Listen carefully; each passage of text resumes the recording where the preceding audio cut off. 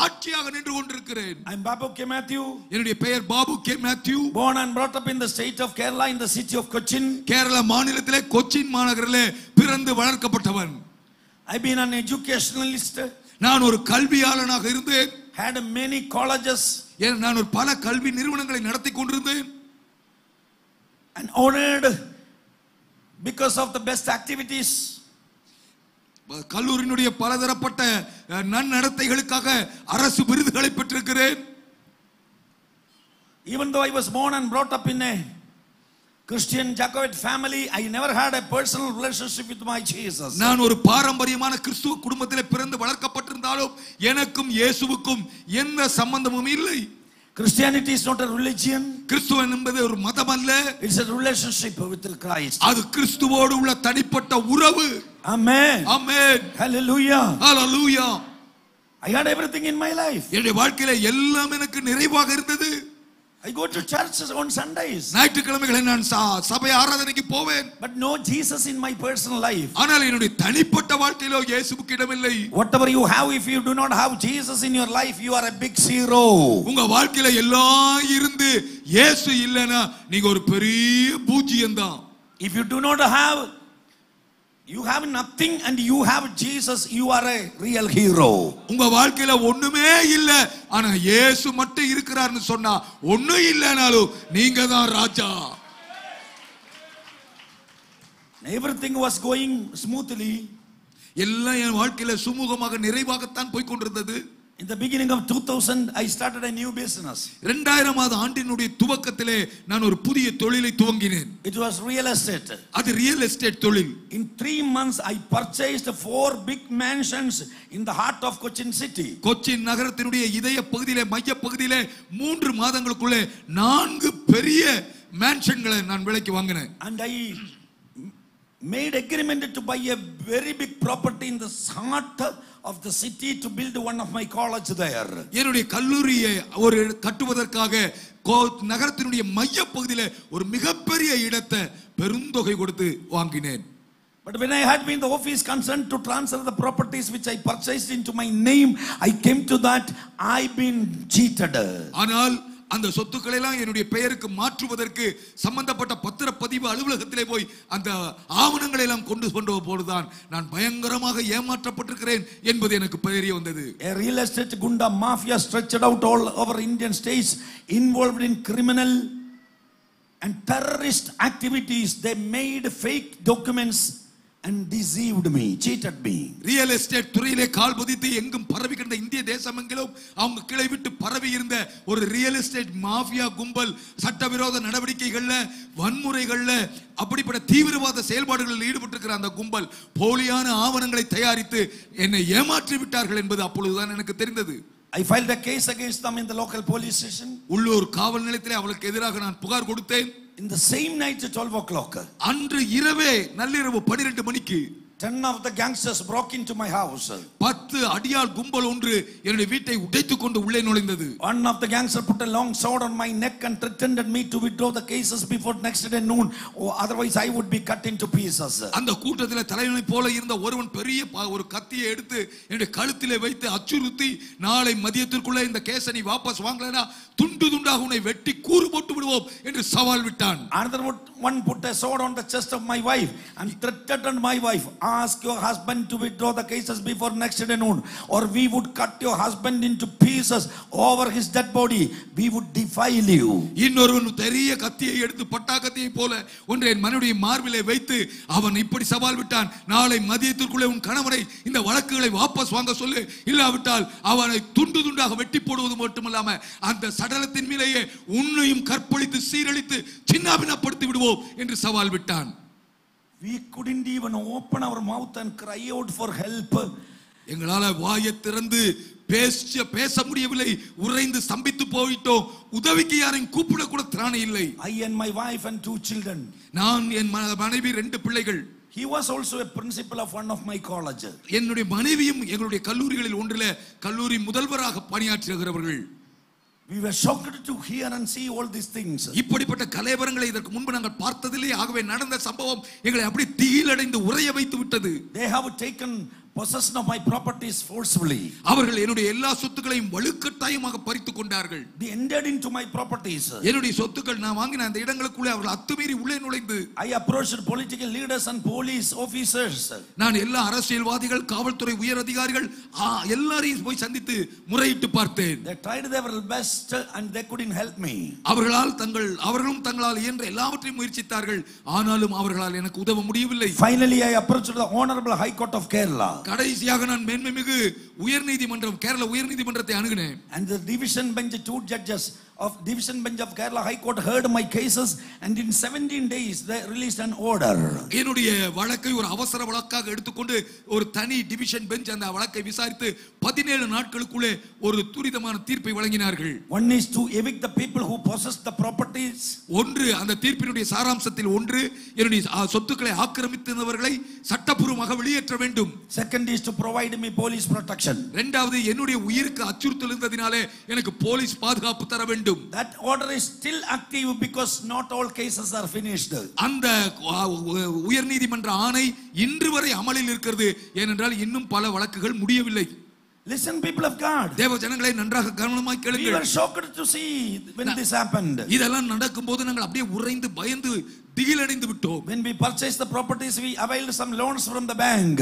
நாங்கள் இந்த சொத்துக்களை எல்லாம் வாங்கும்போது வங்கியில இருந்து கொஞ்சம் கடன் பெற்றிருந்தோம். My wife was the co-applicant in all the loans. எல்லா கடன் பத்திரங்களிலும் என்னுடைய மனைவியும் உடன் விண்ணப்பதாரராக கையொப்பமிட்டிருந்தார்கள். The bank notified through the advocates that all the documents were fake documents, and they filed a case against me and my wife with non-bailable offenses, forgery, cheating, conspiracy and forged documents. எல்லா போலியான ஆவணங்கள், ஏமாற்று, சதி, மோசடி, இப்படி பல வழக்குகள்ல இந்த வங்கி எங்களுக்கு எதிராக வழக்கு தொடர்ந்தது. ஏனென்றால் வங்கி தனது சட்ட ஆலோசகர்கள் மூலமாக நான் கொடுத்த ஆவணங்கள் எல்லாம் போலியானது என்று தெரிந்து கொண்டதினால எங்கள் மேல் வழக்கு தொடரப்பட்டது. Before I purchased the properties, the bank officials got all the documents. Bank advocate verified it. He certified that this is Pakka documents. Then only I proceeded availing loans and buying the properties. Now they washed their hands and put on my head. நான் அந்த கடன் பெறுவதற்கு முன்பாகவே ஆவணங்களை எல்லாம் சமர்ப்பித்திருந்தேன். அப்பொழுது அவர்களுடைய சட்ட வல்லுநர் மூலமாக வங்கி அதிகாரிகள் அதை எல்லாவற்றையும் சரிபார்த்து இதெல்லாம் சரிதான் என்று இதை மேற்கொண்டு தொடரலாம் என்று சொன்னதுனால தான் நான் லோனுக்கு அப்ளை பண்ணேன். அவங்க லோனை கொடுத்தார்கள். ஆனால் இப்பொழுதோ ஒரு நெருக்கடி என்று வந்த உடனே அதிகாரிகள் தங்கள் கையை கழுவி எல்லா பழியும் தூக்கி என் தலையின் மேல் போட்டு விட்டார்கள். Some bank officials were also involved in this case. Some people who are in authority, government servants were also involved in these cases. இந்த மோசடியிலே சில வங்கி அதிகாரிகளும் உடன்பட்டிருந்தார்கள். சில அரசு உயர் அதிகாரிகளும் அதிலே சம்பந்தப்பட்டிருந்தார்கள். I had to pay 1.5 crore rupees immediately to settle bank loans. வங்கி கடனை அடைப்பதற்கு உடனடியாக 1.5 கோடி ரூபாயை நான் செலுத்த வேண்டிய நெருக்கடிக்கு உள்ளானேன். I lost my hard earned money 3.5 crores. ஏற்கனவே நான் என்னுடைய கடினமான உழைத்து சம்பாதித்த 3.5 கோடி ரூபாயை இழந்து போயிருந்தேன். Totally I lost 5 crores. ஒட்டுமொத்தமாக என்னுடைய இழப்பு 5 கோடி ரூபாய். The present value of that money is 50 crores. In the beginning of 2000, 5 crore is not a small amount. The present value of that is 50 crores. 2000ல 5 கோடி இழப்பது என்பது சாதாரணமான ஒரு தொகை அல்ல. இன்றைய மதிப்புல அது 50 கோடிக்கு மேலும் இருக்கும். I don't know what to do. எனக்கு என்ன செய்வதென்றே தெரியவில்லை. I would be killed. நான் எந்த நிமிடத்திலும் கொல்லப்படலாம் என்கிற Or we சூழல். both would be arrested. அல்லது நானும் என் மனைவியும் கைது செய்யப்படக்கூடிய சூழல். We are going to jail is not a. நாங்க போய் ஜெயில்ல சிறைப்பட வேண்டியதாக இருக்கும். It's not a good news. அது ஒரு நல்ல செய்தி இல்ல. Even with the police protection, these rowdies came and challenged and they threatened me to kill. எனக்கு காவல்துறையினுடைய பாதுகாப்பு இருக்கும் போதே அதையும் மீறி துணிந்து இந்த ரவுடி கும்பல் என்னுடைய உயிருக்கு மிரட்டல் விடுத்து விட்டு சென்றது. 3 times they tried to kill me in the court compound. நீதிமன்ற வளாகத்துக்குள்ளேயே 3 முறை என்னை கொல்வதற்கான முயற்சி நடந்தது. We lost our peace. எங்களுடைய சமாதானம் அடியோடு அற்று போய்விட்டது. Anything can happen anytime. எந்த நிமிடத்திலும் எதுவும் நடக்கலாம் என்கிற ஒரு பயங்கரமான அபாய சூழல். I started running here and there to get a solution. எப்படியாவது இதிலிருந்து விடுபட முடியாதா, ஏதாவது தீர்வு கிடைக்காதா என்று அங்கும் இங்கும் அலைமோதி ஓடிக்கொண்டிருந்தேன். No solution came. எந்த தீர்வும் எனக்கு கிடைக்கவில்லை. Only problems increased. மாறாக பிரச்சனைகள் தான் நாளுக்கு நாள் அதிகமாகிக் கொண்டிருந்தது. One day saw an advertisement in the newspaper. ஒரு நாள் நான் செய்தித்தாளிலே ஒரு விளம்பரத்தை பார்த்தேன். Do you have problems? We have solutions. உங்களுக்கு பிரச்சனையா, எங்களிடத்துல வாருங்க, நாங்க உங்களுக்கு பரிகாரம் செய்கிறோம் என்று. It is from a fortune teller in Trivandrum. அங்கே திருவனந்தபுரத்திலே ஒரு பிரபலமான ஜோதிடர் விடுத்திருந்த விளம்பரம் அது. I called him from Cochin. கொச்சின்ல இருந்து நான் அவரை போன்ல கூப்பிட்டேன். Got an appointment. அவர்ட்ட ஒரு அப்பாயின்ட்மென்ட் ஃபிக்ஸ் பண்ணேன். I and my wife and children went there. நானும் என்னுடைய மனைவியும் பிள்ளைகளும் அவரை போய் பார்த்தோம். I explained my situation. என்னுடைய சூழ்நிலைகளை எல்லாம் நான் அவர்ட்ட விவரித்து சொன்னேன். And asked why this happened. ஏன் இதெல்லாம் நடந்தது என்று அவரை கேட்டேன். After his rituals he said it is because of the matchless star of your wife this happened. அவர் சில சடங்குகளை எல்லாம் செய்து பார்த்துவிட்டு சில சோழிகளை எல்லாம் போட்டு பார்த்துட்டு அவர் சொன்னாரு, உங்களுக்கும் உங்க மனைவிக்கும் ஜாதக பொருத்தம் சரியா இல்ல, அதனால தான் இதெல்லாம் நடக்குது. I never believed such foolish things in my life. என்னுடைய வாழ்க்கையில இப்படிப்பட்ட மூட நம்பிக்கைகளுக்கு எல்லாம் நான் எப்பொழுதும் இடம் கொடுப்பதில்லை. I gave his fees and went to meet the other one. நான் அவருக்குரிய கட்டணத்தை செலுத்திவிட்டு இன்னொரு ஜோதிடரை போய் பார்த்தேன். He said the same. அவரும் அதையே சொன்னார். He said he also added that I see deaths in your life family. அந்த ஜோதிடர் கூடுதலாக இன்னொரு காரியத்தையும் சொன்னார், உங்க வாழ்க்கையில மரணம் சம்பவிக்கிறதை நான் பார்க்கிறேன் அப்படின்னு சொன்னார். You will not cross September. நீங்க செப்டம்பர் மாதத்தை கடந்து போக மாட்டீங்கன்னு சொன்னார். I went to the third. அடுத்தது மூன்றாவது ஒரு ஜோதிடரை பார்த்தேன். He said the same. அவரும் அதையே சொன்னார். Fourth one. நான்காவது நபர் said the same. அவரும் அதையே சொன்னார். Fifth one. ஐந்தாவது நபர் said the same. அவரும் அதையே சொன்னார். When 5 well-known people said it, I and my wife believed. 5 பிரசித்தி பெற்ற ஜோதிடர்கள் ஒரே மாதிரியான கருத்தை சொன்ன உடனே நானும் என்னுடைய மனைவியும் அதுவரை நம்பாமல் இருந்தவர்கள் அதை நம்ப ஆரம்பித்து விட்டோம். What you believe will come to pass in your life. உங்க வாழ்க்கையில நீங்கள் எதை நம்ப ஆரம்பிக்கிறீர்களோ அது உங்க வாழ்க்கையில பலிக்கும். If you believe the power of the stars, ஜோதிடங்கள் நாள் நட்சத்திரத்தினுடைய வல்லமையை நம்புவீர்களானால் that power will control you. அந்த வல்லமை உங்களை கட்டுப்படுத்தும். Creator has he has the highest power, but creation also has a little power. அவர் சிருஷ்டிகராகிய தேவனுக்கு சர்வ வல்லமை உண்டு, அவருடைய சிருஷ்டிக்கும் சில ஆற்றல்கள் இருக்கிறது. If you believe the power of the stars, that power will control you. நாள் நட்சத்திரம் இவைகளுடைய வல்லமையை நம்புவீர்களானால் அது உங்களை கட்டுப்படுத்தும். But the one who created this heaven and earth, the stars, moon and sun, his name is Jesus. If you believe Jesus, that power will control your life. ஆனால் இந்த சூரிய சந்திர நட்சத்திர கோள்களை எல்லாம் படைத்த ஆண்டவர் ஒருவர் இருக்கிறார், அவருடைய பெயர் இயேசு. அந்த இயேசுவை நீங்கள் நம்பினால் அவர் உங்கள் வாழ்க்கையை ஆண்டு நடத்துவார். Unfortunately, I and my wife believed what they said. துரதிர்ஷ்டவசமாக நாங்கள் அந்த நபர்கள் சொன்னதை எல்லாம் நம்ப ஆரம்பித்து விட்டோம், நானும் என் மனைவியும். We went back to the people. நாங்க மறுபடியும் அவர்கிட்ட போனோம். Asked there is a solution. ஐயா, இதுக்கு ஏதாவது பரிகாரம் பண்ண முடியுமான்னு கேட்டோம். He said if you spend money and observe rituals, you will be delivered. அவங்க சொன்னாங்க, இந்த பரிகாரத்துக்கு சில பூஜைகளை எல்லாம் நீங்க செய்தால் நீங்கள் அதிலிருந்து விடுதலை பெற முடியும். We started spending money. நாங்க அதுக்காக பணத்தை தண்ணிய செலவழிக்க ஆரம்பித்தோம். All religious. எல்லா மத சடங்காச்சாரங்களையும் செய்தோம். Not one. ஒரு மதத்தினுடைய சடங்கு அல்ல. All religious. எல்லா மத சடங்குகளையும் செய்தோம். Daily. தினம் Problems increased. ஆனா பிரச்சனையோ பெரிதாகிக் கொண்டே இருந்தது. Lot of summonses, warrants. தொடர்ந்து எங்களுக்கு கோர்ட்ல இருந்து summon, warrant. The gangsters chasing us. அடியாட்கள் எங்களை ஒரு பக்கம் துரத்தி கொண்டிருக்கிறார்கள். I borrowed money with high interest. அதிகபட்ச வட்டிக்கு என்று நான் கடன் வாங்கி இதற்காக செலவழிக்க ஆரம்பித்தேன். My wife signed blank checks and blank bond papers and handed over and got the money with high interest and spent. Only my debt and problem increased. No solution came. இதிலிருந்து ஒரு தீர்வு கிடைக்காதா, ஏதாவது பரிகாரம் கிடைக்காதா என்று சொல்லி வெற்று காசோலைகளில் வெற்று பத்திரங்கள்ல கையெழுத்து போட்டு நானும் என் மனைவியும் உயர்ந்தபட்ச வட்டிக்கு கடன் வாங்கி ஒன்றின் மேல் ஒன்றாக அடுத்தடுத்து இந்த பரிகாரங்களுக்காகவே செலவழித்து பார்த்தோம். ஆனால் ஒன்றும் எங்களுக்கு சாதகமாக நடக்கவில்லை. One day in the midst of thousands of problems, in the evening I came from my office to the house. ஒரு நாள் இப்படிப்பட்ட பல தரப்பட்ட பிரச்சனைகளுக்கும் நெருக்கடிகளுக்கும் மத்தியில சாயந்தரம் நான் என்னுடைய அலுவலகத்திலிருந்து வீட்டுக்கு திரும்பி வந்தேன். My wife reminded me of a function which is going to happen the next day in her house. என்னுடைய மனைவி அடுத்த நாள் அவங்களுடைய வீட்டில் நடக்க இருக்கிற ஒரு சுப நிகழ்ச்சியை குறித்து எனக்கு ஞாபகப்படுத்தினார்கள். Her brother's first daughter's first birthday.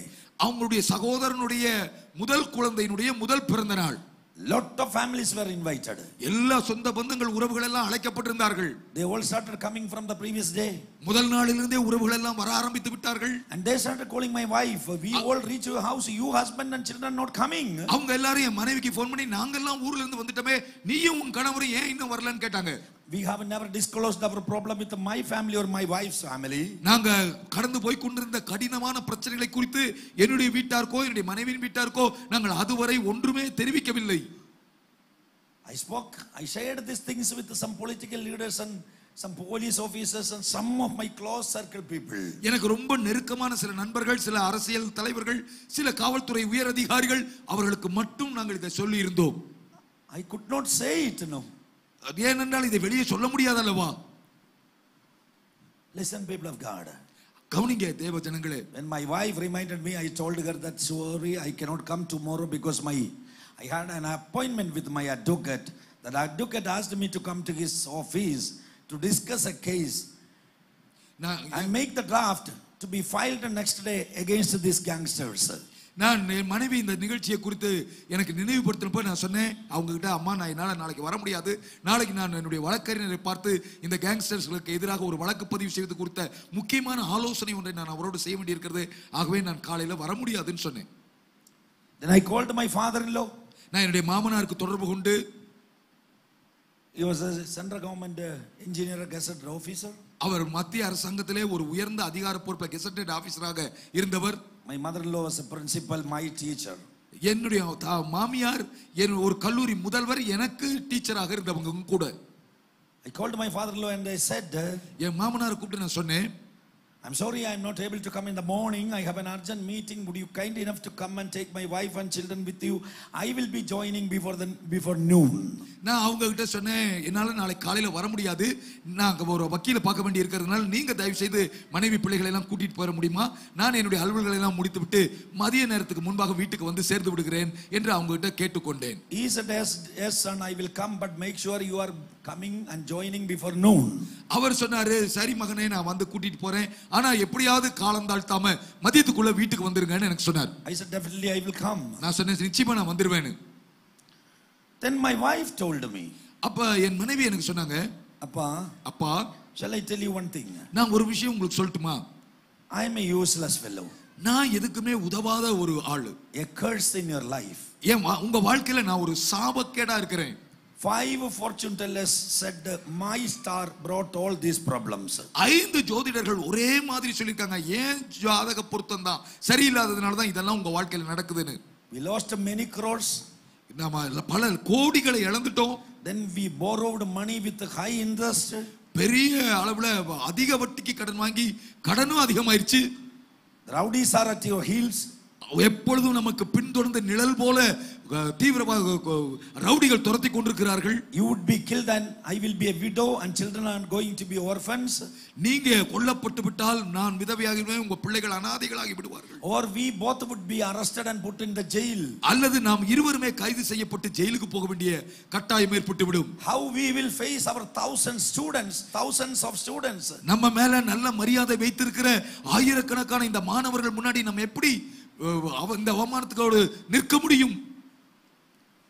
If my head is gone, everything would be all right. ஒருவேளை நான் இல்லாம போயிட்டா, என் தலை போயிருச்சுனா இந்த பிரச்சனைக்கெல்லாம் ஒரு முடிவு வந்துரும்னு சொன்னாங்க. I told her, நான் உங்ககிட்ட சொன்னேன், don't speak this way. அம்மா தயவு செய்து இந்த மாதிரி பேசாத. You are the only person to stand with me. என்னோடு துணையா பக்கபலமா இப்பொழுது நிற்க கூடுமானால் ஒரே ஆள் என் பக்கபலன் நீதான். You went to sleep.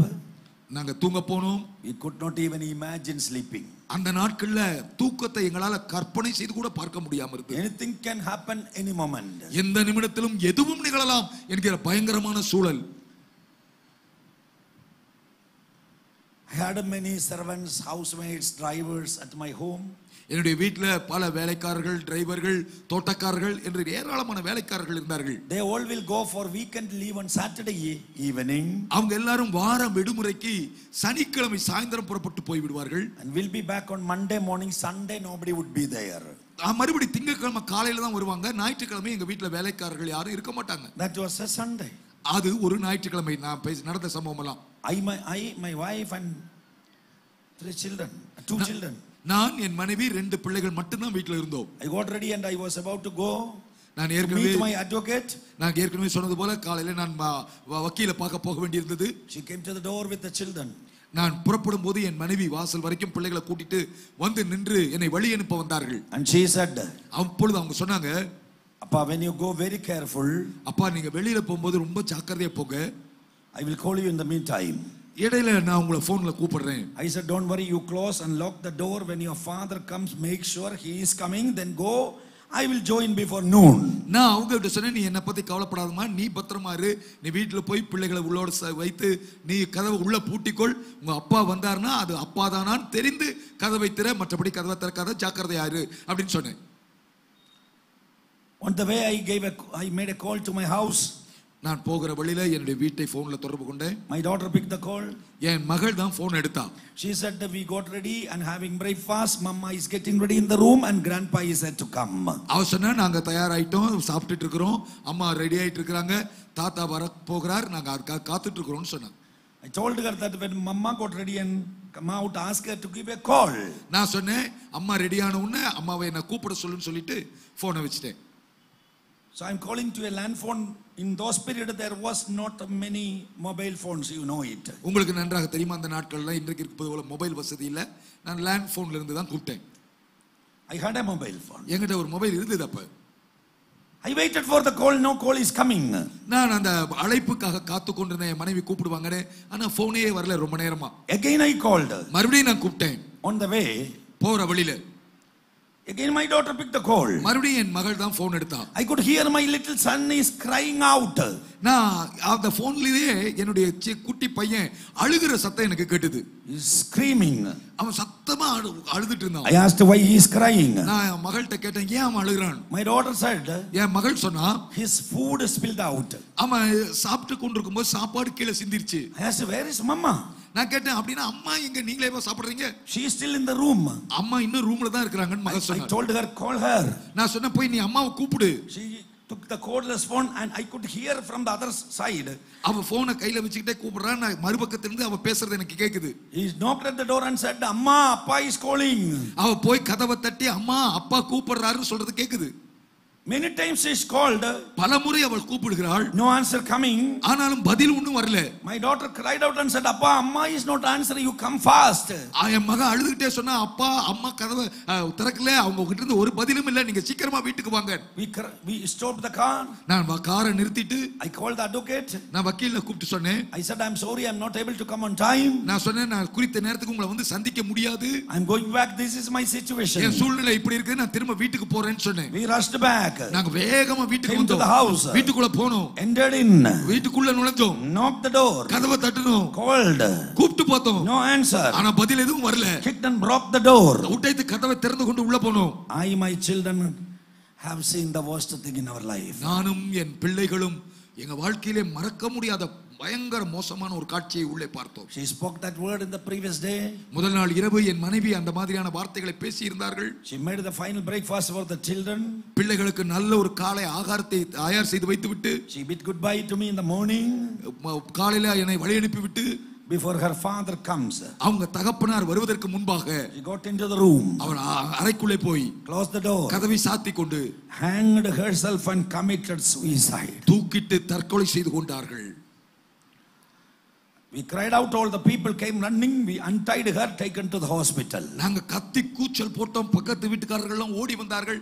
நாங்கள் அந்த கயிற்றை அவிழ்த்து கீழே இறக்கி அவங்க ஆஸ்பத்திரிக்கு தூக்கிட்டு ஓடணும். This news went across the city like wind and fire. ஒரு காட்டு தீ போல இந்த செய்தி பயங்கரமாக ஊர் முழுக்க பரவி விட்டது. Thousands of people came running to the நூற்றுக்கணக்கான ஆயிரக்கணக்கான மாணவர்கள் பொதுமக்கள் ஆஸ்பத்திரியை நோக்கி வந்துட்டாங்க. The doctor said, we are sorry, she is no more. Doctor சொன்னாங்க, ரொம்ப தாமதமா வந்துட்டீங்க, அவங்க உயிரோடு இல்ல. I don't want to tell you, I have no words to tell you what I suffered and faced in that hospital. நான் அந்த மருத்துவமனை வளாகத்துக்குள்ள அந்த நேரத்தில் அடைந்த வேதனை, நான் சந்தித்த அந்த பயங்கரமான அனுபவம், அதை விவரிக்க வார்த்தைகளே இல்லை. My wife's family who started celebrating the birthday from previous day, they all rushed I don't want to tell you what I faced there.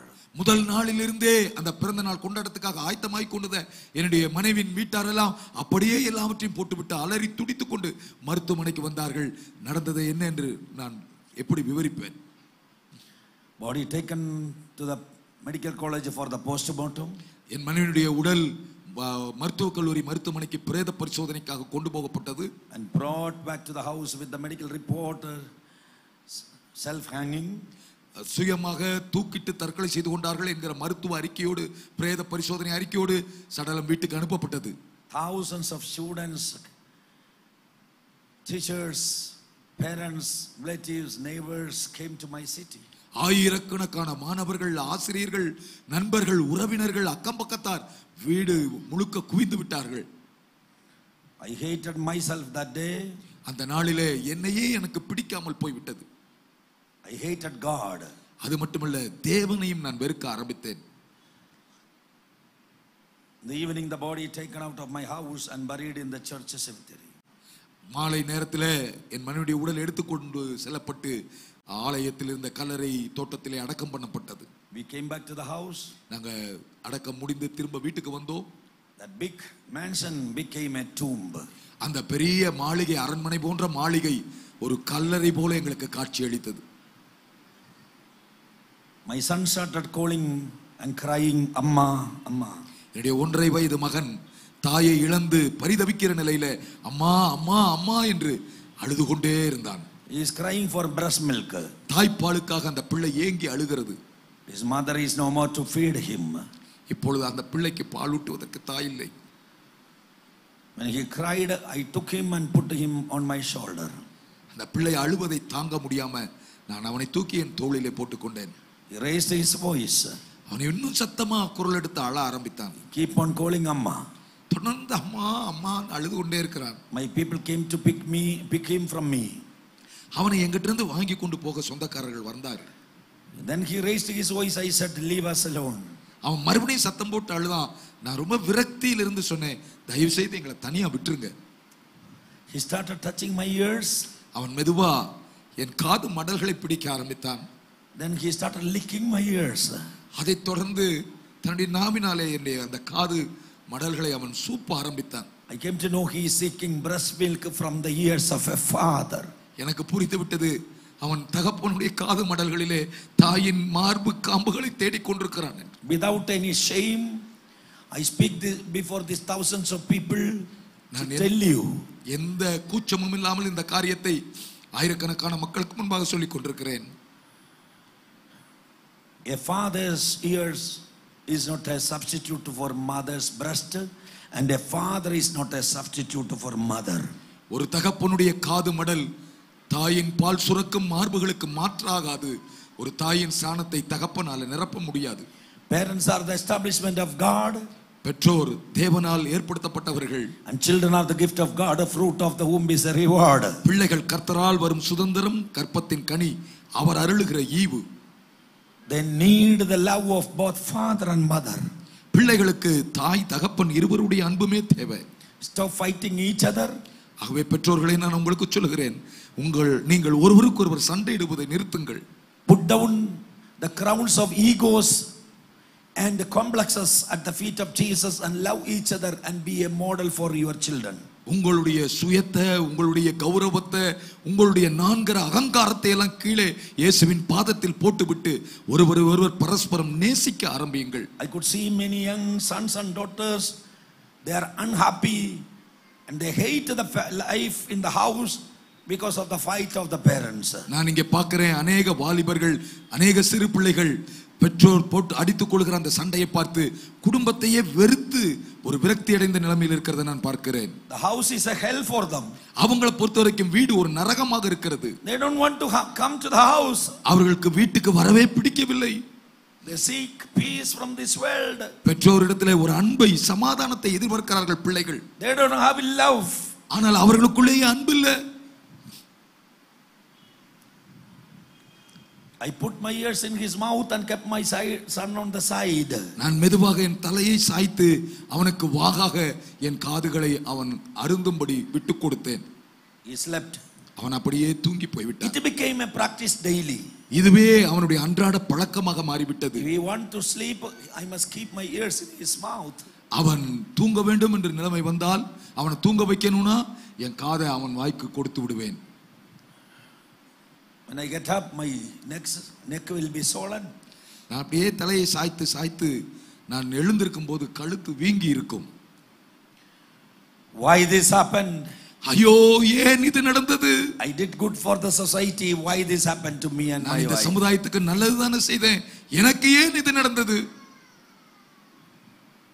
I terminate the service of housemaids, servants and helpers, drivers. எங்க வீட்டு சமையல் வேலைக்காரர்கள், வாகன ஓட்டுநர்கள், தோட்டக்காரர்கள், வீட்டு வேலை செய்த அத்தனை பேரையும் வேலையிலிருந்து நிறுத்தி விட்டேன். I started cleaning the house, preparing the food, taking care of the children, sending them to school, then going to college, in between going to police station and courts. நானே எல்லா அலுவலர்களையும் பார்க்க ஆரம்பித்தேன். நானே பிள்ளைகளை பராமரித்தேன், சமைத்து கொடுத்தேன், அவர்களை ஆயத்தப்படுத்தி பள்ளிக்கு அனுப்பினேன். நான் கல்லூரிக்கு போனேன். இதற்கிடையே காவல் நிலையத்துக்கு, நீதிமன்றத்துக்கு அலைந்து கொண்டிருந்தேன். I am tired of all these things. எல்லாம் என்னை ஒரு மாதிரி முடக்கி களைப்படைய வைத்து விட்டது. One day I went out of my door to collect milk from my dear Tamil brother who used to serve milk for the 7 families in my lane. ஒரு நாள் காலையில நான் வெளியே போய் பால் வாங்குவதற்காக வெளியே செய்தேன். அங்க ஒரு தமிழ் சகோதரர் எங்க தெருவில் இருக்கிற அந்த 7 பெரிய வீடுகளுக்கு, பங்களாக்களுக்கு பால் ஊற்றுகிறவர் அவர். When I approached him in front of the neighborhood ladies, he shouted at me. He said, "Are you ashamed of yourself to come and collect milk? If you want milk, settle my 3 months account." நான் வெளியே வந்து அந்த பால் வாங்க போனபோது மற்ற வீட்டினுடைய பெண்கள் எல்லாம் நின்று கொண்டிருக்க அவர்களுக்கு முன்பாக அவன் என்னை பார்த்து, உனக்கு பால் வாங்குறதுக்கு வெக்கமா இல்ல? பால் வேணும்னா பழைய 3 மாத பால் பாக்கிய கொடுத்துட்டு அப்புறம் வாங்குடு, ரொம்ப கேவலமாக என்னை பார்த்து பேசினான். I bowed my head, went into the room. நான் அப்படியே தலை கவிழ்ந்தவனாக அவமானத்துல கூனி குறுகி அந்த பெண்கள் முன்பாக திரும்ப வீட்டுக்குள் வந்தேன். I couldn't go to the grocery store to buy rice to feed my children. என் பிள்ளைகளுக்கு உணவு சமைப்பதற்கு போய் மளிகை கடையில அரிசி பொருட்கள் எல்லாம் வாங்க கூட முடியாது. I had to settle 4 months account there. அங்கே 4 மாத பாக்கி செலுத்த வேண்டும். I lived like a king in my city. I became worse than a street dog. எங்க தெருவுல, எங்க ஊர்ல ஒரு ராஜாவை போல வாழ்ந்து கொண்டிருந்தேன். ஆனால் இன்றைக்கோ என்னுடைய நிலைமை தெரு நாயை விட கேவலமாக விட்டது.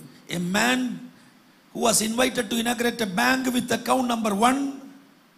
எங்க பட்டணத்தில் இருக்கிற ஒரு பிரசித்தி பெற்ற வங்கியினுடைய முதல் கணக்கை நீங்க தான் வந்து துவங்கி வைக்கணும்னு சொல்லி முதல் வங்கியினுடைய அக்கவுண்ட் ஹோல்டராக சிறப்பாக அழைத்து கௌரவிக்கப்பட்ட ஒரு மனிதன்.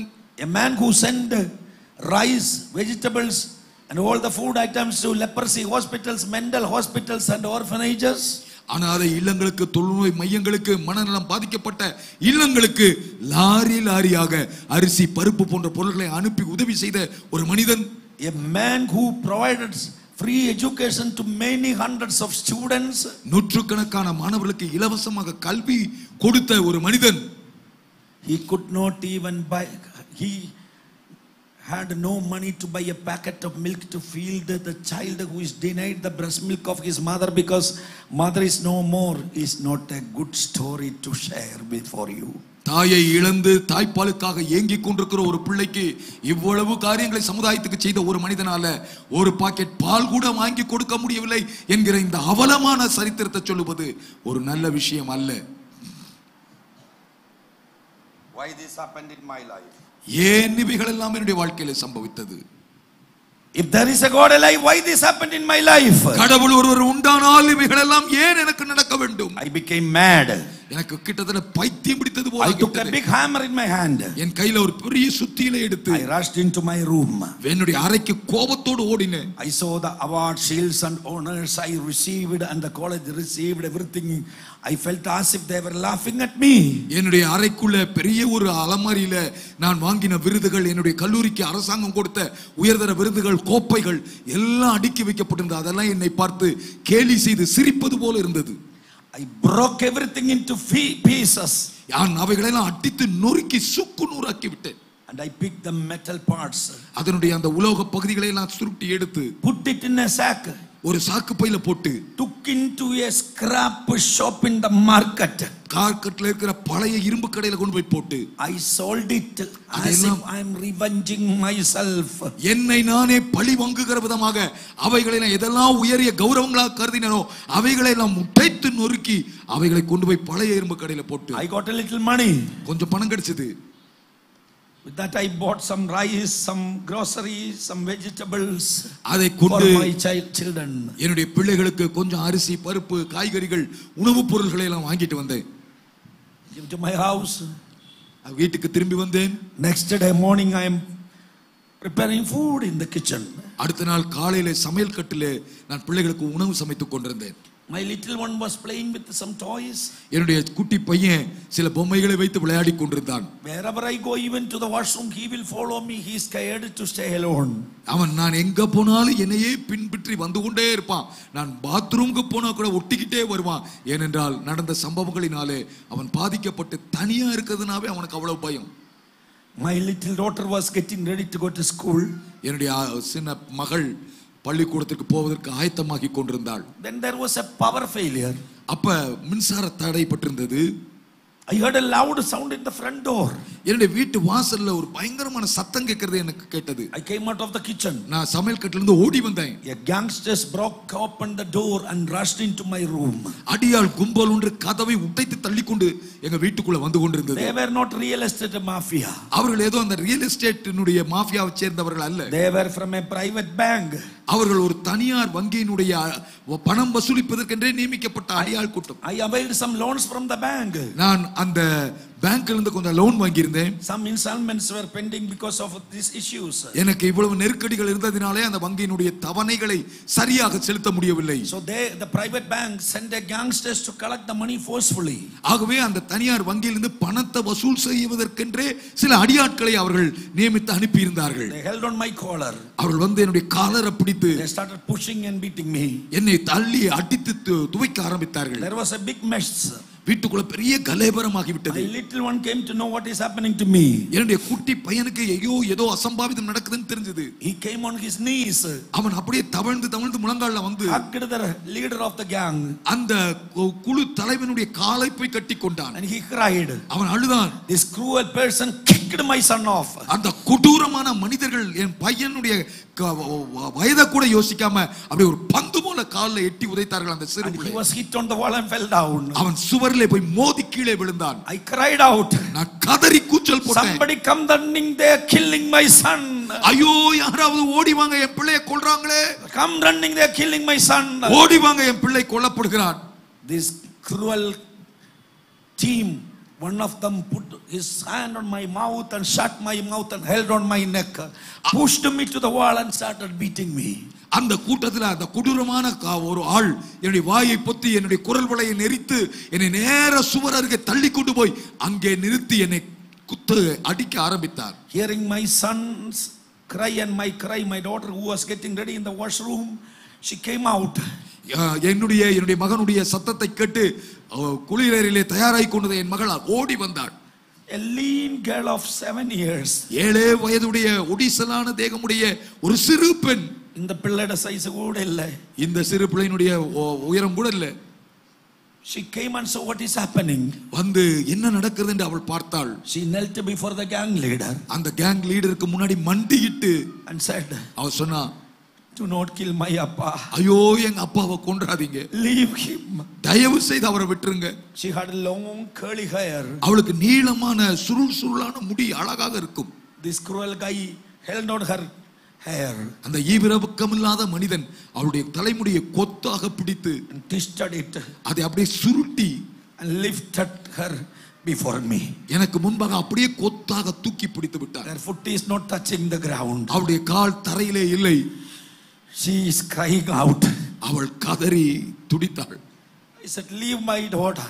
நான் சொன்னேன், ஐயோ என் மகளை விட்டுருங்க. Leave my daughter. என் மகளை விட்டுருங்க. I knelt before them. I folded my hand. நான் மண்டியிட்டு கைகூப்பி கெஞ்சி பார்த்தேன். Take me with you. Sell my organs, my kidneys and settle your account. என்ன வேணா உங்க கூட கொண்டுட்டு போங்க. என்னுடைய கிட்னி நுரையீரல் எதை வேணா எடுத்து வித்தாவது உங்க கடனை தீர்த்து கொள்ளுங்க. I thank my God. நான் என் தேவனுக்கு நன்றி செலுத்துகிறேன். They didn't harm, but they threw my daughter to the wall and she also fell down. அவங்க என் மகளுக்கு எந்த கெடுதியும் செய்யவில்லை, அவளை தூக்கி வீசினார்கள், அவளும் சுவரிலே மோதி கீழே விழுந்தாள்.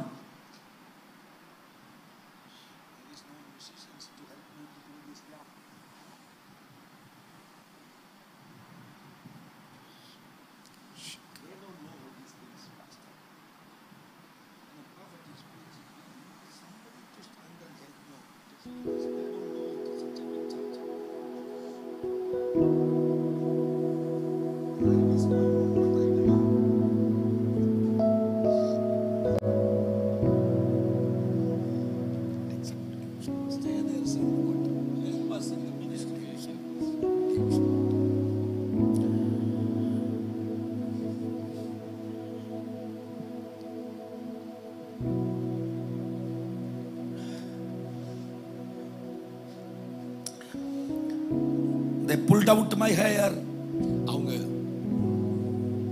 They pulled out my hair.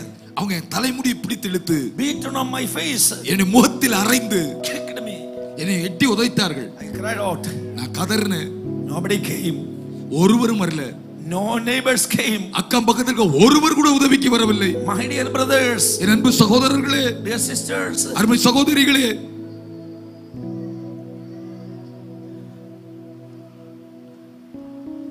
when you have money, உங்க கையில பணம் இருக்கும்போது politicians will come, religious leaders will come to get it when you lost everything.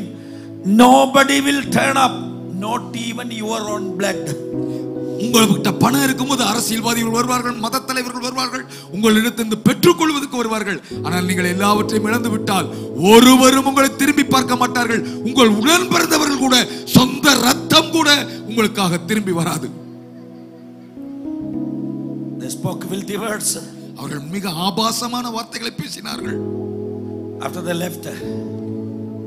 they left, அவர்கள் திரும்பி போன பிறகு I told my daughter, do not go to the school today. இன்னைக்கு ஸ்கூலுக்கு போக வேண்டாம்னு சொல்லிட்டேன் என் மகள்.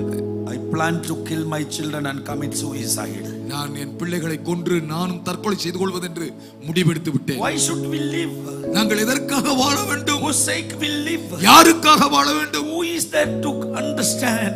எங்களை புரிந்து கொள்வதற்கு இந்த உலகத்தில் யார் இருக்கிறார்கள்? In those periods there was no social media, no Facebook, no TV channels, only one government channel. Thank God. Now if there is a small issue, the social media will take up and we will get justice. இந்த நாட்களை போல இருந்தாலாவது இன்னைக்கு சமூக வலைதளங்கள் பிரபலமாக இருக்கிறது. நமக்கு ஒரு பிரச்சனை என்றால் அது வலைதளங்களிலே எதிரொலிக்கும், நீதி கிடைக்கும் என்று எதிர்பார்க்கப்பட முடியும். ஆனால் அந்த நாட்களிலே எந்த சமூக வலைதளங்கள் இல்லை, டிவி இல்லை, ஒரே ஒரு அரசாங்கத்தினுடைய தூர்தர்ஷன் மட்டும்தான் இருக்கும். ஆகவே எந்த விதத்திலும் எங்கள் குரல் வெளியே ஒலிக்கவே இல்லை. I decided to kill my children and commit suicide. நான் என் பிள்ளைகளை கொன்று நானும் தற்கொலை செய்து கொள்வதென்று முடிவுக்கு வந்து விட்டேன். Enough is enough. Enough is enough. போதுமானதெல்லாம் போதும். Why should we live? இன்னும் எதற்காக நாங்கள் வாழ வேண்டும்? Whose sake we live? யாருக்காக வாழ வேண்டும்? Nobody is there. யாரும் எங்களுக்கு இல்லையே. I wrote to the chief minister of Kerala. நான் கேரள முதல் மந்திரிக்கு ஒரு கடிதம் எழுதினேன். To the opposition leader. எதிர்க்கட்சி தலைவருக்கு ஒரு கடிதம் எழுதினேன். To the high court. உயர் நீதிமன்றத்துக்கு ஒரு கடிதம் எழுதினேன். To my family, my wife's family. என்னுடைய குடும்பத்துக்கு, என்னுடைய மனைவியினுடைய குடும்பத்திற்கு, and my college PTA. என்னுடைய கல்லூரி பெற்றோர் ஆசிரியர் சங்கத்திற்கு தனியே ஒரு கடிதம். I made separate files. எல்லாவற்றையும் தனித்தனியாக ஒரு ஃபைல் பண்ணினேன். I took all the photocopy of all the documents and all the cases. என்னுடைய வழக்குகள் சம்பந்தப்பட்ட எல்லா ஆவணங்களை, எல்லா பேப்பர்ஸ் அது கூட இணைத்தேன்.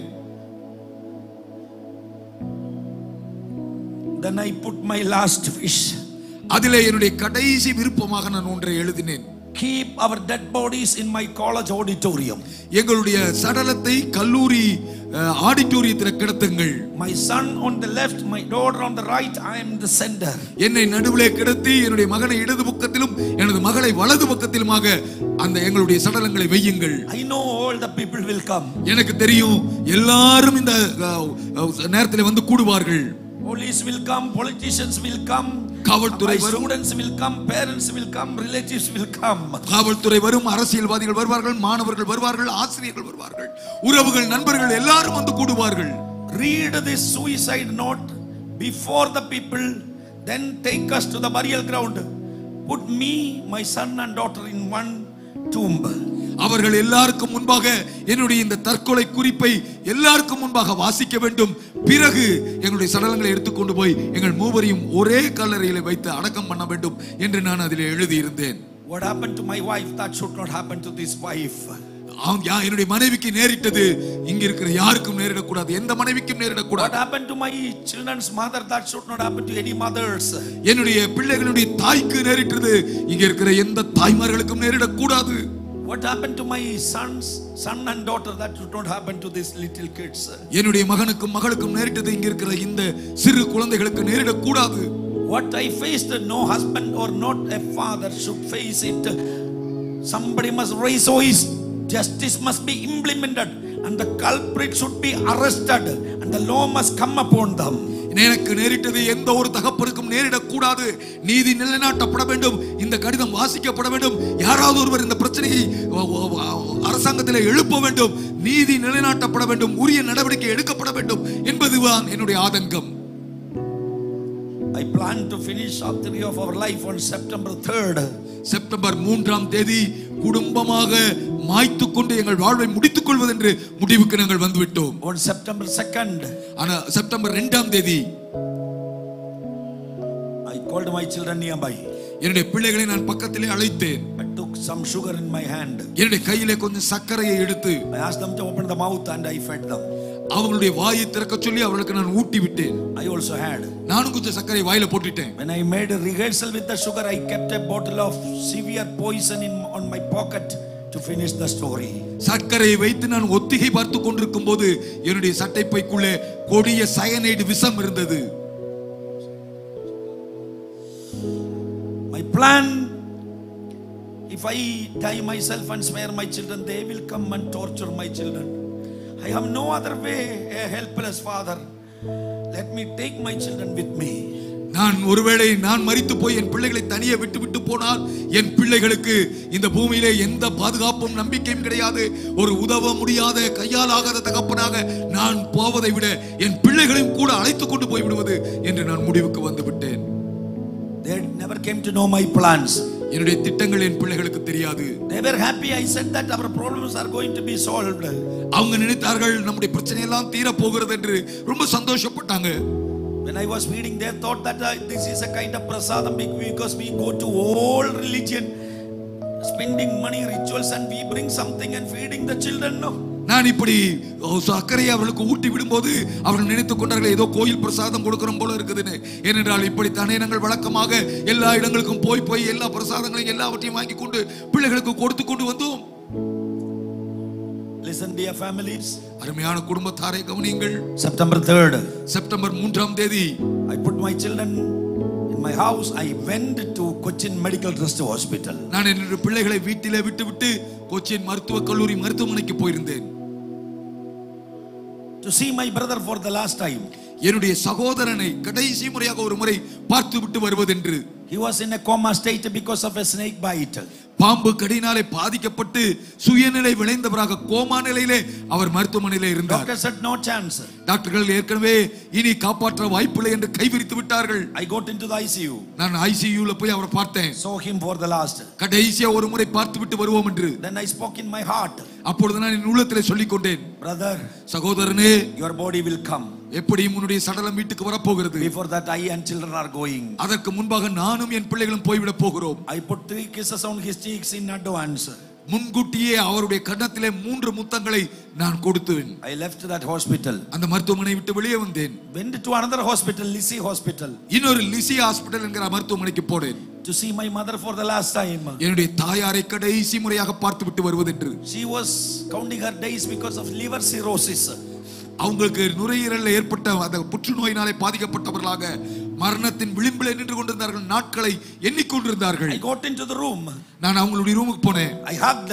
அவங்களை கட்டி பிடித்துக் கொண்டு I cried. கதர்னு. She comforted me. My son, why are you crying? I am in good health. I will be discharged. I will come and take care of you and children.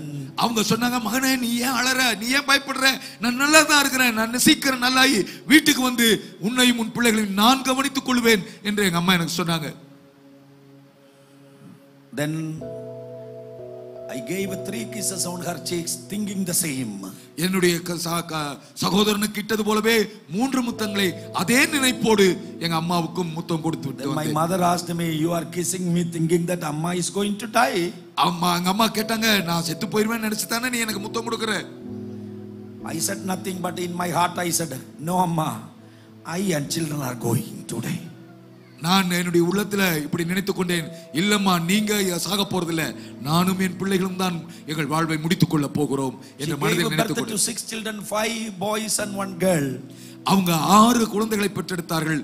5 ஆண் குழந்தைகள், 1 பெண் குழந்தை. I am the last son. நான் தான் அவங்களுடைய கடைசி மகன். She never came to know I am going to end up of the whole story. நான் என்னுடைய முழு கதை முடிய போகிறது என்பது அவர்களுக்கு தெரியாது. I left the hospital, came to the house. நான் மருத்துவமனையிலிருந்து திரும்ப வீட்டுக்கு வந்தேன். Took a plate of food I prepared early. நான் ஏற்கனவே சமைத்து வைத்திருந்த உணவை தட்டில் போட்டு I used to serve my little son only. நான் வழக்கமாக என்னுடைய சின்ன குட்டி பையனுக்கு மட்டும் தான் ஊட்டி விடுவேன். That day I told my daughter, come both of you sit, I will feed you. அந்த நாள்ல என் மகளையும் கூப்பிட்டு சொன்னேன், 2 பேரும் வாங்க, 2 பேருக்கு நான் சாப்பாடு ஊட்ட விரும்புறேன். When I was feeding, நான் அவங்களுக்கு ஊட்டி விடும்போது my daughter asked me, என் மகள் கேட்டா, அப்பா you love me so much? உங்களுக்கு என்னை அவ்வளவு பிடிக்குமா? என்னை அவ்வளவு நேசிக்கிறீங்களா? I said, why? ஏமா இப்படி கேக்குறேன்னு கேட்டேன். Today you are feeding me. இன்னைக்கு எனக்கே உங்க கையினாலேயே ஊட்டி விடுறீங்களே, அதனால கேட்டேன்னு சொன்னா. My heart is broken. என்னுடைய இருதயமே நொறுங்கி போய் விட்டது. Now I am feeding her. இப்பொழுது நான் அவளுக்கு உணவு ஊட்டி கொண்டிருக்கிறேன். I know that I am going to kill them with poison after a few minutes. இன்னும் சில வினாடிகளிலே இதே கையினாலே விஷத்தை கொடுத்து இந்த பிள்ளைகளை, இந்த பிஞ்சை நான் கொல்ல போகிறேன். How many daughters are hearing me? என்னை கேட்டுக்கொண்டிருக்கிற எத்தனை மகள்கள் இங்கே இருக்கிறீர்கள்? How many little sons are hearing me? எத்தனை இளம் மகன்கள் என்னை கேட்டுக்கொண்டிருக்கிறீர்கள்? How many fathers are hearing me? எத்தனை தகப்பன்மார்கள் இந்த அவலமான கதையை கேட்டுக்கொண்டிருக்கிறீர்கள்? What do you want to hear more than that? இதற்கு மேலும் உங்களுக்கு வேறு கதை வேண்டுவது என்ன? After the food, சாப்பாடு முடிந்தவுடனே I lied to them. நான் அவங்க கிட்ட ஒரு பொய் சொன்னேன். We are going for a long tour. நாம ஒரு நெடுந்தூர பயணம் போக போகிறோம். Pack up and come. போய் ட்ரெஸ் எல்லாம் எடுத்து பேக் பண்ணிட்டு வாங்கன்னு சொன்னேன். They were excited. அவங்களுக்கு ரொம்ப சந்தோஷமாயிருச்சு. And I said, come with the good dress. நான் சொன்னேன், நல்ல இருக்கிறதுலே பெஸ்ட் Dress போட்டு வாங்க. Akka took Thambi to the room. அக்கா தம்பியை கையை பிடிச்சு ரூமுக்கு கூட்டிட்டு போனா. They never came to know my plan. அவங்களுக்கு என்னுடைய திட்டம் எதுவுமே தெரியாது. Then they left. அவங்க போன உடனே I took all the files already I prepared. நான் ஏற்கனவே தயார் செய்து வைத்திருந்த ஃபைல் எல்லாம் எடுத்து வச்சிட்டேன். I took the last page. அதனுடைய கடைசி பக்கத்தை திருப்பி I wrote this way. இப்படி நான் அதில் எழுதினேன். Now the time is 5 p.m. இப்பொழுது நேரம் 5 மணி. We bid goodbye to all. உங்க எல்லாருக்கும் நாங்கள் பிரியா விடை கொடுத்து பிரிகிறோம். When I wrote the time is 5 p.m. 5 மணி என்று நான் எழுதும்போது it was only 2 o'clock. அப்பொழுது மதியம் 2 மணி தான் ஆயிருந்தது. My plan, என்னுடைய திட்டம் என்னன்னா, to close the door at 5 o'clock. 5 மணிக்கு சரியா கதவை மூடிட்டு without locking it. அத தாழ்பால் போடாம take the poison. விஷத்தை அருந்திட்டு and finish our life. எங்க வாழ்க்கையை முடித்துக் கொள்வது. I called all the debtors. எல்லா கடன்காரர்களையும் கூப்பிட்டு and I told them, அவங்ககிட்ட சொன்னேன், a lie. ஒரு பொய் தான் சொன்னேன். I sold out a big property. நான் என்னுடைய பெரிய சொத்து நான் வித்து வச்சிருக்கிறேன். all of you come at 6 o'clock. எல்லாரும் 6 மணிக்கு வாங்க. I will settle your account. உங்க கடனை எல்லாம் நான் தீர்த்தறேன்னு சொன்னேன். I borrowed 5 lakhs from a person. நான் ஒரு நபர்ட்ட இருந்து 5 லட்சம் ரூபாய் கடன் வாங்கியிருந்தேன். 75,000 rupees per month interest. அதுக்கு வட்டி மட்டும் ஒரு மாதத்துக்கு 75,000 ரூபாய். 115 ரூபாய் monthly வட்டி. மாத வட்டி 115 ரூபாய். I paid him 21 lakhs. அவருக்கு 21 லட்சம் அடைத்திருக்கிறேன். But he will come 3-4 times every day and shout at my door. ஆனால் அத்தனையும் வாங்கி கொண்டு தினமும் 3-4 முறை வந்து என் வாசலிலே நின்று பயங்கரமா சத்தம் போடுவார். I tell you, நான் உங்களுக்கு சொல்றேன், without shame I am telling all these things. எந்த வெட்கமும் இல்லாமல் சகலத்தையும் ஒளிவு மறைவு இல்லாமல் உங்களுக்கு சொல்லிக் கொண்டிருக்கிறேன். My life was a life of failure. என்னுடைய வாழ்க்கை ஒரு தோல்வியான வாழ்க்கையா இருந்தது. My life was a life of mistakes. என்னுடைய வாழ்க்கை தவறுகள் நிறைந்த விபரீதங்களாலான வாழ்க்கையா இருந்தது. You can learn from my mistakes. என்னுடைய தவறுகளிலிருந்து நீங்கள் ஒரு பாடத்தை கற்றுக்கொள்ளுங்கள். Even in the point of death, don't borrow money with high interest. மரணமே நேரிடுகிறதாக இருந்தாலும் ஒருபோதும் அதிக வட்டிக்கு பணம் வாங்காதீர்கள். That will kill you. It is worse than cancer. அது கேன்சரை விட கூடியது. கடன் உங்களை அழித்து விடும். I kept all the files. நான் அந்த ஃபைல் எல்லாம் ரேக்ல வைத்து விட்டு I kept the key outside. When the police come, let them take the files. அந்த கபோர்டினுடைய சாவியோடு அப்படியே விட்டு வைத்து விட்டேன். ஒருவேளை காவல்துறை வரும்போது அவர்கள் அதை எடுத்துக்கொள்வதற்கு வசதியாக. Now the children came. இப்பொழுது பிள்ளைகள் வீட்ல இருந்து ரூம்ல இருந்து வந்தாங்க. They were excited to go for a trip. ஒரு பயணம் போகணும்னு நினைச்சு அவங்க ரொம்ப சந்தோஷமா வந்தாங்க. When Amma was alive, we frequently go for tour. After Amma's death, we are only going to police station and many courts. அம்மா உயிரோடு இருக்கிற வரைக்கும் அடிக்கடி வெளியூர்ல இப்படிப்பட்ட சுற்று பயணங்கள் நாங்க நிறைய செய்வோம். ஆனால் அம்மா மரித்த பிறகோ இப்பொழுது நாங்க போகிற ஒரே இடம் போலீஸ் ஸ்டேஷன், நீதிமன்றம், இவைகள் தான். And the children came. பிள்ளைகளை வெளியில வந்த உடனே again I put my son on the left, my daughter on the right. மறுபடியும் என் மகனை இடப்பக்கத்திலும் மகளை வலப்பக்கத்திலும் அமர வைத்தேன். I sat. நான் சொன்னேன், நான் அமர்ந்து கொண்டு I switched on the TV. டிவியை போட்டேன். I said we will go after a few minutes. கொஞ்ச நேரம் கழிச்சு போலாம்னு சொன்னேன். They were watching. அவங்க டிவி பார்த்துட்டு இருந்தாங்க. I am kissing on their forehead. அவங்க நெற்றியில நான் முத்தமிட்டேன். Keep on doing it. அத தொடர்ந்து அடிக்கடி முத்தம் கொடுத்துட்டே இருந்தேன். I know it, they don't know. எனக்கு தெரியும், அவங்களுக்கு தெரியாது. What I am going to do. நான் இன்னும் கொஞ்ச நேரத்துல என்ன செய்ய போறேங்கற விபரீதம் அவர்களுக்கு தெரியாது. Sharp 3:30. சரியா 3:30 மணிக்கு calling bell rang. Calling bell அடிக்குது. My children jumped up to the feet. என் பிள்ளைகள் நாற்காலில அப்படியே குதித்து எழுந்து விட்டார்கள். They are running. அவங்க ஓடுனாங்க. Where they are running? எங்க ஓடுனாங்க தெரியுமா? To hide themselves in the washroom. Bathroom குள்ள போய் தங்களை ஒளித்துக் கொள்வதற்காக. That's the way I taught them. அப்படித்தான் நான் அவர்களுக்கு கற்றுக் கொடுத்திருந்தேன். When these people come, they speak filthy words. They are tired of hearing all that. இந்த நபர்கள் அடியாட்கள் வரும்போது மிக மோசமான அசுத்தமான வார்த்தைகளை எல்லாம் பேசுவார்கள். அதை கேட்டு கேட்டு நாங்கள் சோர்ந்து களைப்படைந்து விட்டோம். அவங்களை நான் அதற்கு தப்பு வைப்பதற்காக இப்படி பயிற்சி கொடுத்து வைத்திருந்தேன். That day they are running. அந்த நாள்ல அவங்க எந்திரிச்சு ஓடினாங்க. I looked at the clock. நான் கதவை பார்த்து Time is 3:30. அப்பொழுது மணி 3:30. Then it is only 1.5 hours to finish the whole story. எங்களுடைய முழு கதையை முடித்துக் கொள்வதற்கு இன்னும் 1.5 மணி நேரம் தான் இருக்கிறது. I told my children, stay back. நான் என் பிள்ளைகிட்ட சொன்னேன், ஓடாதீங்க, நில்லுங்க, come back. திரும்ப வாங்க. I asked my daughter to go and open the door. என் மகள்கிட்ட சொன்னேன், நீ போய் கதவை திறமான்னு. She folded her hand and அவ said, கையை கூப்பி சொன்னா, Appa, I am scared. அப்பா எனக்கு பயமா இருக்குது. I said, no, go and open. நான் சொன்னேன், பயப்படாத, போய் தர. Little one came and sat on my lap and hid his face on my chest. என்னுடைய குட்டி பையன் ஓடி வந்து என் மடியில உட்கார்ந்து அவனுடைய முகத்தை என் மார்பிலே மறைத்துக் கொண்டான். There is no good news in those seasons in my house. அந்த நாட்களிலே அந்த காலகட்டத்திலே எங்க குடும்பத்திலே ஒரு நல்ல செய்தியும் கிடையாது. A phone call, ஒரு போன் வந்தாலோ, a person visit, அல்லது யாராவது ஒரு நபர் எங்களை சந்திக்க வந்தாலோ, it will bring problems. அது நிச்சயமாக முடிவிலே பிரச்சனையாகத்தான் முடியும். I was sitting half dead.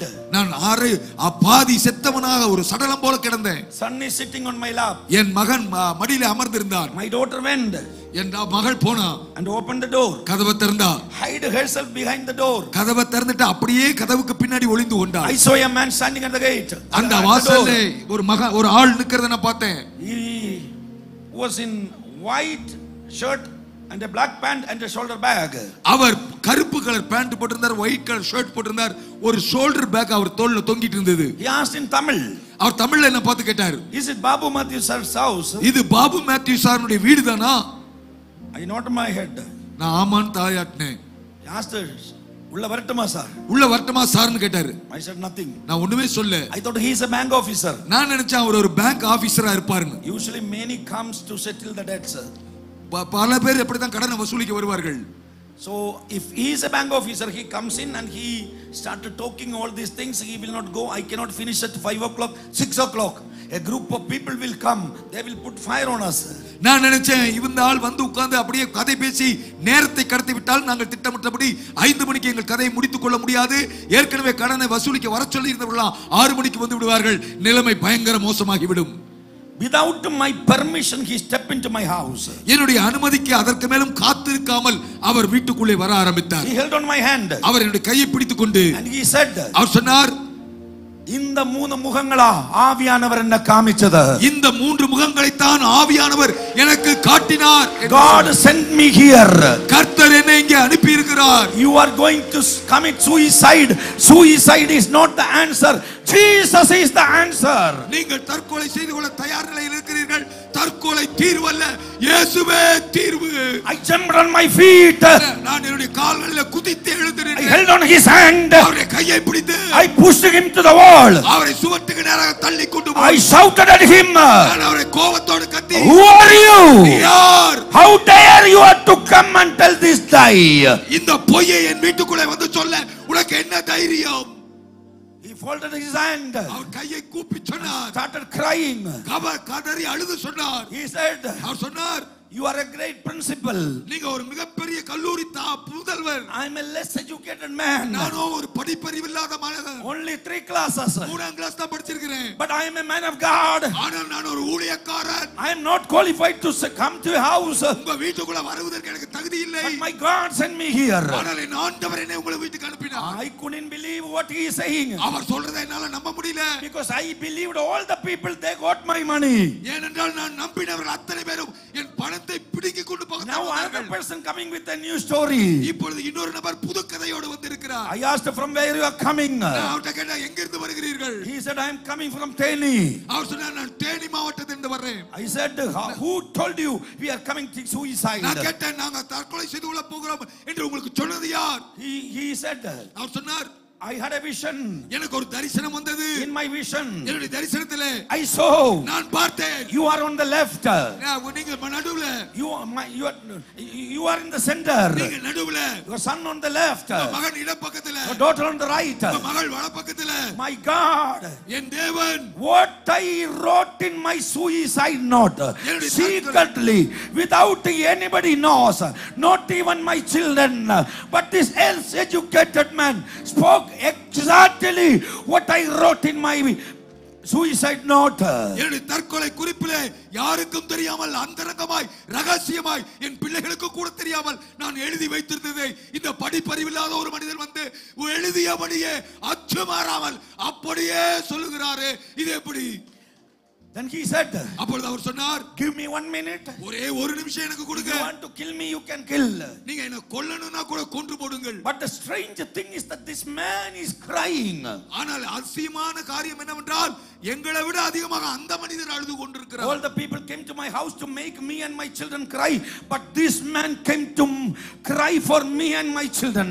எங்க வீட்டுக்கு வந்தவர்கள் எல்லாம் என்னையும் என் பிள்ளைகளையும் அழ வைப்பதற்காக வந்தார்கள். ஆனால் இந்த மனிதனோ எங்க வீட்டுக்குள்ள வந்து எனக்காகவும் என் பிள்ளைகளுக்காகவும் இவர் அழுது கொண்டிருக்கிறார். Then he mentioned that he said, allow me to speak 1 minute, then you can do whatever you want to do. அவர் எங்களை சொன்னார், ஐயா ஒரே ஒரு நிமிடம் நான் பேச அனுமதிங்க, அதுக்கப்புறம் நீங்க என்ன நினைக்கிறீங்களோ அதை செய்து கொள்ளுங்கள். Then he mentioned the name of a girl who graduated from my college. He asked, do you know her?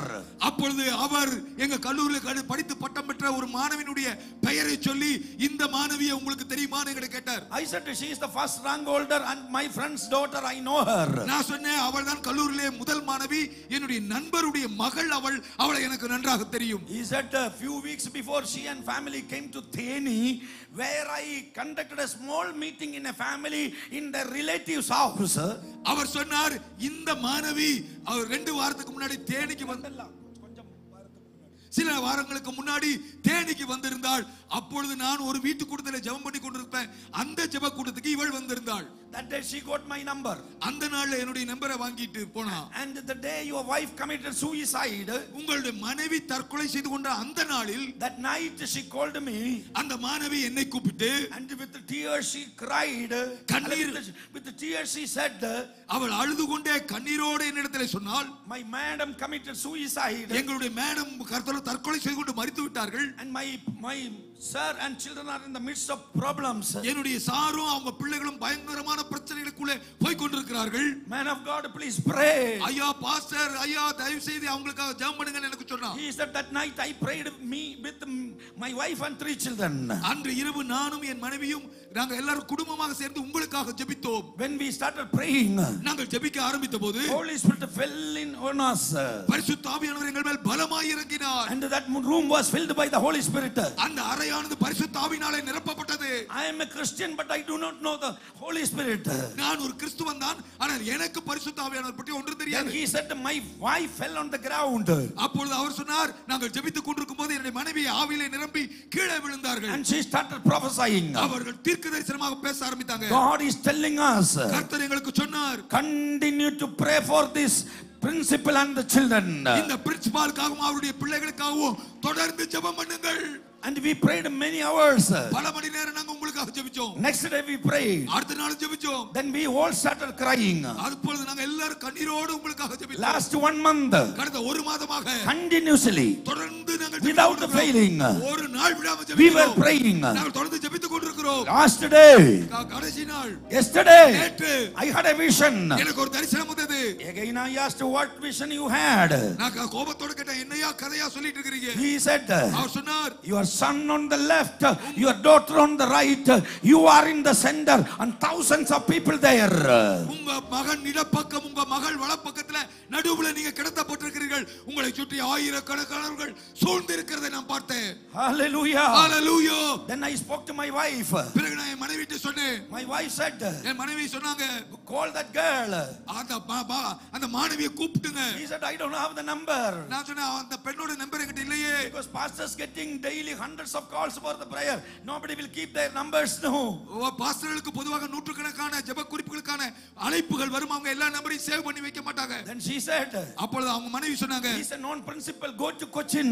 அவர் ஒரு பிரபலமான பிரின்சிபால் தான், நீங்க கொச்சின்ல போய் அவரை தேடுங்க. And go on finding him out. எப்படியாவது அவரை போய் கண்டுபிடிங்க.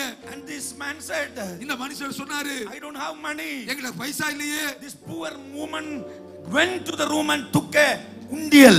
இந்த அருமையான ஏழை மனைவி அந்த பாஸ்டருடைய மனைவி வீட்டுக்குள்ள போய் ஒரு உண்டியல கொண்டு வந்து கொடுத்தாங்க. And gave him some coins. அவங்களுக்கு கொஞ்சம் சில்லறை காசு அந்த உண்டியல உடைத்து கொடுத்து, and said go immediately. இந்த பணத்தை வச்சு நீங்க உடனே புறப்பட்டு போங்க. In the night he came to the city. இரவோடு இரவாக அவர் பயணப்பட்டு எங்கள் பட்டணத்துக்கு வந்தார். Many hours. He waited many hours. பல மணி நேரம் காத்திருந்தார். Got into bus. பஸ்ல மாறி finally he came to my Cochin Ernakulam bus stand. கடைசியாக எர்ணாகுளம் பஸ் ஸ்டாண்ட்ல வந்து இறங்கினார். He got down there. அங்க கீழ இறங்கி he asked somebody, do you know a principal whose wife committed suicide? She is also a principal recently.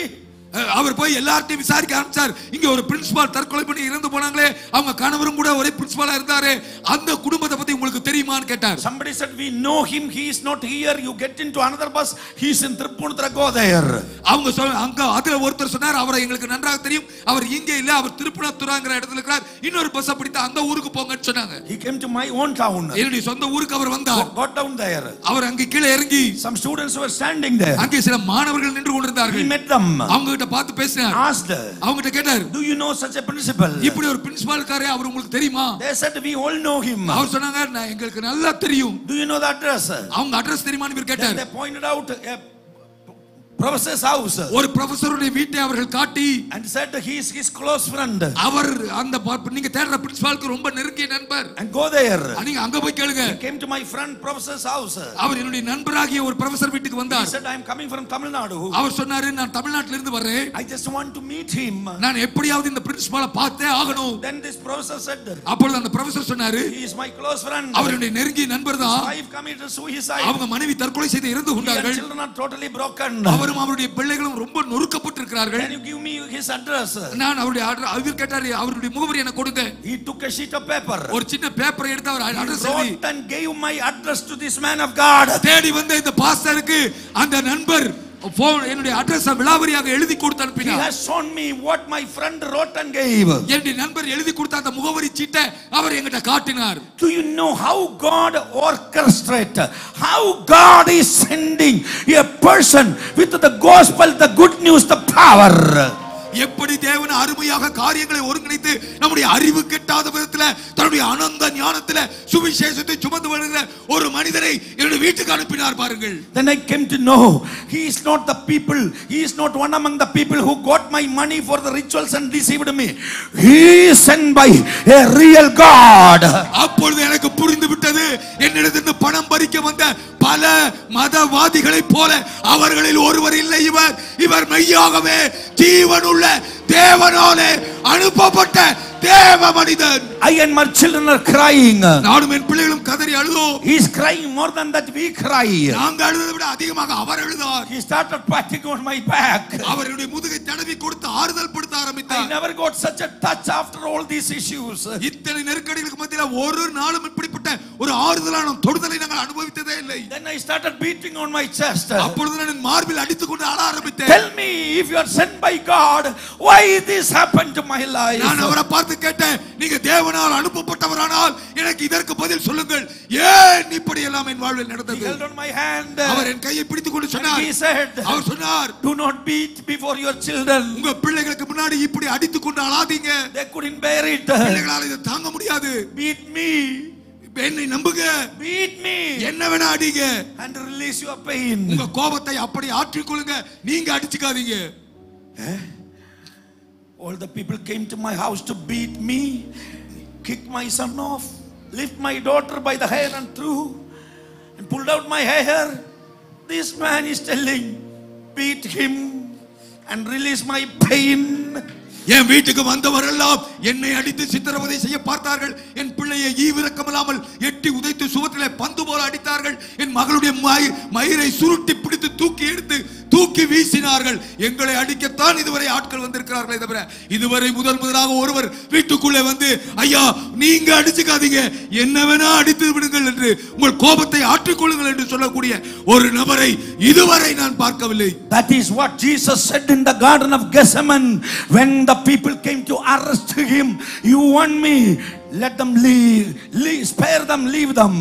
அப்படித்தான் இயேசு கிறிஸ்து முன்மாதிரியாக சொன்னார். கெத்செமனே தோட்டத்திலே அவர் கைது செய்யப்பட போர்ச்சவர்கள் வந்த பொழுது சீசர்களை விட்டு விடும்படி என்னை பிடித்துக் கொள்ளுங்கள், அவர்களை விட்டு விடுங்கள் என்று பரிந்து பேசினார். That is the point. I had the encounter of the love of Jesus. I had the encounter of true gospel. மெய்யான சுவிசேஷத்தினுடைய இயேசு கிறிஸ்துவினுடைய அன்பு என்றால் என்ன என்பதற்குரிய ஒரு தெய்வீக சந்திப்பு என் வாழ்வில் நடந்த ஒரு தருணம் அது. And I asked, tell me, நான் கேட்டேன், ஐயா சொல்லுங்க, why this happened?